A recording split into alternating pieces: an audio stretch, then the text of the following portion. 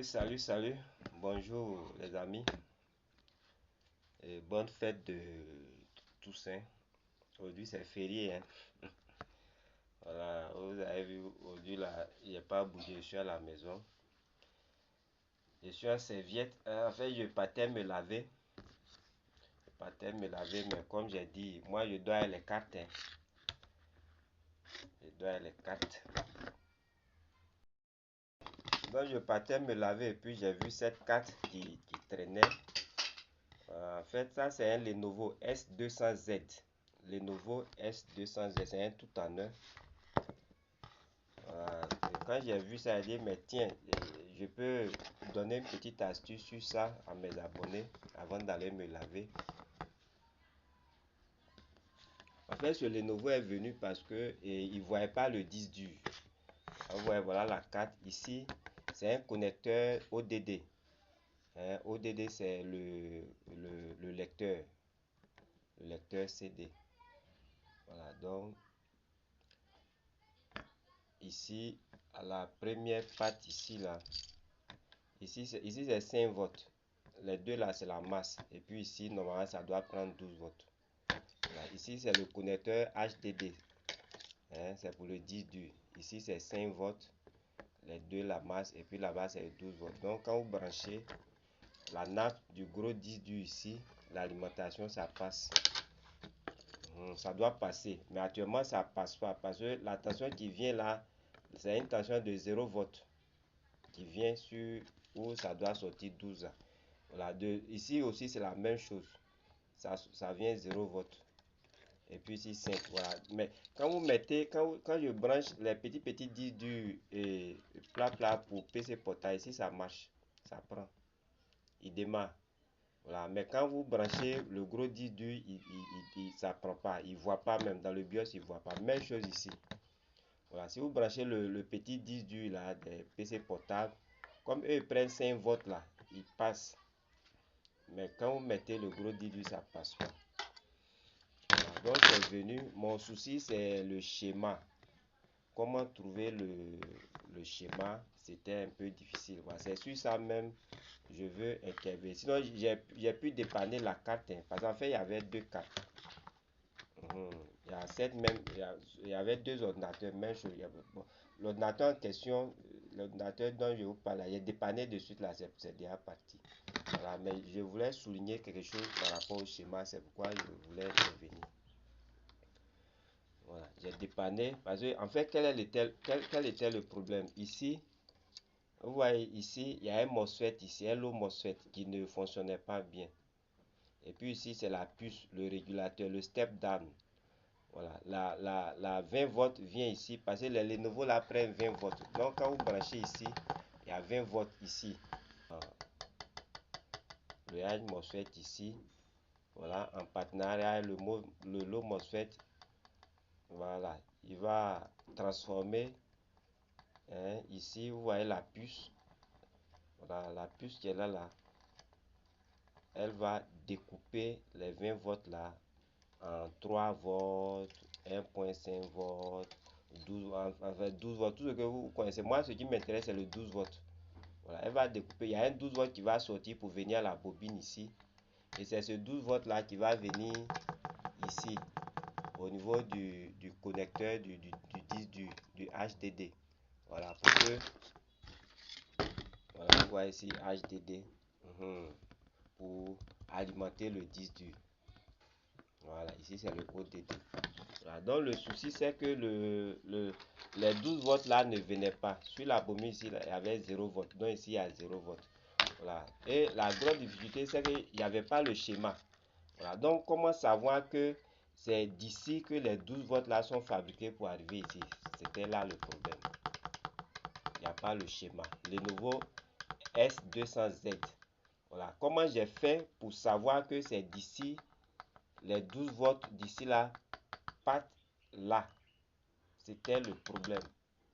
Voilà. Et j'ai pu décanter ce problème. Tout à l'heure, j'ai envoyé l'autre carte là. Ils sont en train de monter. Voilà. Donc ici, j'ai enlevé des éléments ici pour réparer l'eau. J'ai enlevé un MOSFET ici, l'eau MOSFET ici pour mettre de l'autre côté. Et puis le régulateur ici, j'ai enlevé pour mettre de l'autre côté. Sinon, pour l'autre qui est défaillant, ça est là. Je peux vous montrer où est ça. Voilà, l'autre qui est défaillant, ça est là. Voilà, ouais, c'est le MOSFET là qui est là. Le MOSFET défaillant. Et puis le régulateur là, lui, on dirait c'est lui qui est là. Le régulateur qui est là. Voilà. Bref, c'est pas l'objet même de ce tutoriel. Ok, donc comme je l'ai dit, l'objet du tutoriel là, c'était la difficulté du schéma. Comment faire pour contourner la difficulté du schéma, pour savoir que, voilà, et qui envoie les 12 volts ici. Voilà, donc moi, dans ce cas-là, qu'est-ce que j'ai fait? Parce que 12 volts, c'est quand même beaucoup, hein. Et puis un disque dur a besoin de stabilité. Il faut que le courant soit stable, puissant. Voilà, donc par expérience, voilà, j'ai pensé à ces bobines-là, surtout les grosses bobines. Voilà, les grosses bobines. Parce qu'après les 20 volts, c'est 12 volts. Et puis il y a les 5 volts, les 3 volts. Donc, j'ai dit, mais s'il y a 12 volts, les 12 volts peuvent, si les 12 volts d'ici doivent provenir d'une bobine, ça ne peut être que les grosses bobines. Voilà, donc ici, il y a deux grosses bobines. Voilà, ici aussi, j'ai une grosse bobine. Voilà, donc qu'est-ce que j'ai fait? Voilà, j'ai fait simplement un test de continuité. Voilà. Voilà, donc je mets, voilà, le probe ici. Hein, et puis bon, j'ai essayé de promener. Voilà, donc bon, ouais, j'ai seulement deux mains là, c'est un peu difficile de vous montrer tout ça. Voilà, donc je mets une patte du multimètre ici.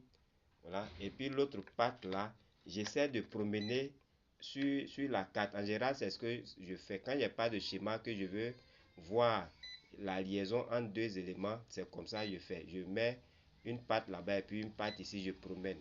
Mais dans mon cas, comme déjà je savais où je partais, je lorgnais déjà les bobines. Voilà, donc j'ai mis une patte là-bas et puis je suis venu ici. Voilà, ici vous voyez ça sonne. Voilà, j'ai une continuité. Voilà, je suis à 0,0, je suis en mode diode. Bon, je ne peux pas bouger sinon ça. Voilà. Pourtant, quand je viens sur cette bobine, il n'y a rien. Ici, il n'y a rien. Voilà. Les autres bobines aussi, c'est la même chose. Et c'est seulement ici que. Voilà. Donc, dès que j'ai le bip, je dis, ah, tiens, que. Voilà, cette bobine-là est liée à la patte qui délivre les 12 volts ici. Voilà. Il bip. Voilà. Et je suis à 0,0. Vous voyez? Voilà. Donc, voilà, je sais que c'est cette bobine là, hein, c'est cette bobine qui va délivrer les 12 volts ici. Voilà. Maintenant, cette bobine là, les 12 volts qui sont ici là, les 12 volts là sont fabriqués par qui? Voilà. Par expérience, je vois ici deux MOSFET. Voilà, côte à côte. Je vois une puce ici. Voilà, par expérience, je sais que cette puce là, c'est elle qui va manipuler ces deux MOSFET là pour produire un certain courant. Bon, est-ce que c'est mon courant que je cherche là? Là, je ne sais pas. Voilà un autre régulateur ici. Voilà un autre régulateur ici. Voilà, donc je vais tester ici. Bon, comme je l'ai dit, j'ai déjà réparé la carte, donc je connais un peu l'orientation. Ce que j'ai fait la même chose. Le régulateur, lui, manipule toujours la gate. Voilà, donc je vais aller au gate. Les 20 volts là viennent ici. Voilà, donc je sais que les 20 volts viennent ici, ça va traverser. Voilà, donc je viens prendre la gate ici. Voilà, comme le régulateur manipule la gate, je prends la gate ici. Et puis avec le multimètre, je vais chercher. Voilà, est-ce que c'est mon régulateur là qui manipule cette gate là? Donc la gate est là. Je promène. Voilà, vous voyez, ça bip. Voilà. Comme ça bip, voilà, c'est que c'est le régulateur là qui manipule cette gate là. Voilà, il y a deux gates. Il y a le low MOSFET. Elle, sa gate là, c'est là. Je vais faire la même chose. Est-ce que c'est le régulateur là qui manipule là? Voilà, donc déjà, je connais la puce qui va fabriquer les 12 volts. C'est ce régulateur là qui va manipuler les gates de ces deux MOSFET pour donner 12 volts, hein, lesquels 12 volts là vont se stocker dans la bobine ici, vont être stabilisés par ce condensateur et ces 12 volts vont sortir là. Voilà, et puis repartir pour entrer ici. 12 volts ici, et puis 12 volts ici, et puis 12 volts partout où besoin s'ensuit. Voilà, donc chers amis, quand on n'a pas de schéma, c'est comme ça on fait. On utilise le multimètre en mode continuité. Vous mettez la pâte noire sur l'élément, un élément, et puis l'autre pâte là, vous promenez sur la 4. Quand vous allez voir un bip qui donne 0,0 au niveau du multimètre là-bas, vous comprenez que ces deux éléments là sont liés, sont en continuité. C'est ce que nous faisons quand il n'y a pas de schéma. Je vous dis toujours, les gens veulent nous mettre en difficulté, mais ils ont joué bidé. Voilà, parce que nous on ne peut pas comprendre que les gens retiennent les schémas. Voilà. Vous faites sortir des ordinateurs, vous faites la promo, les gens achètent, mais quand les gens achètent là, il y a la maintenance.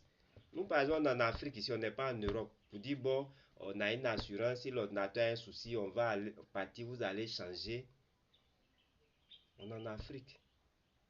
Quelqu'un achète un ordinateur et puis il y a un souci. Il vient voir le maintenancier. Le maintenancier, il n'a pas le schéma. Il fait comment? Qui jette ou bien qui garde une mauvaise image de vous? Non. Faites sortir les schémas, libéralisez les schémas. Voilà, ça nous permet, nous autres là, de pouvoir aider vos clients. Parce que quand vos clients achètent les ordinateurs là, qui gagnent, c'est vous qui gagnez. Nous, quand ils vont venir voir faire la maintenance, c'est des miettes, ils vont nous donner ici. Mais ça ne garde pas votre nom parce que quand il vient que le problème est un petit problème qu'on règle, lui, il ne va pas se dire que l'ordinateur n'est pas bon.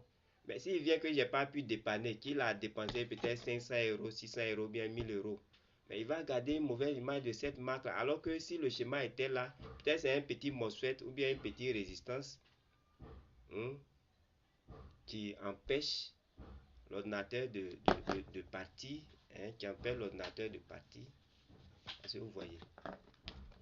Voilà. Donc de grâce, messieurs les constructeurs, donnez-nous les schémas. Nous, on n'a pas dit qu'on veut ça gratuitement, mais permettez aux sites payants d'acheter les schémas. Comme ça, nous, on va acheter avec eux pour faire notre travail. C'est pour vous aider. On va sur les sites gratuits, il n'y a pas de schéma. On va sur les sites payants, il n'y a pas de schéma. On fait comment? Oh, les gens ont acheté les ordinateurs, vous avez fait les promos, ils ont acheté, ils ont ça. Et ils sont obligés de faire la maintenance quand il y a un souci. L'ordinateur peut quitter dans sa main pour tomber. L'eau peut verser dessus, c'est pas sa faute. Il peut avoir des chocs, des surtensions, mais le maintenancier est là pour gérer ces cas. Mais quand il y a la rétention des schémas, c'est pas nous mettre en difficulté, mais c'est votre clientèle. Voilà, sur ce, comme je l'ai dit toujours, tous ceux qui sont intéressés, notre numéro WhatsApp est là. Vous nous appelez à n'importe quel moment, on peut débattre, on peut discuter, on peut vous aider à dépanner vos cartes. Voilà. Bonne journée et bon repos.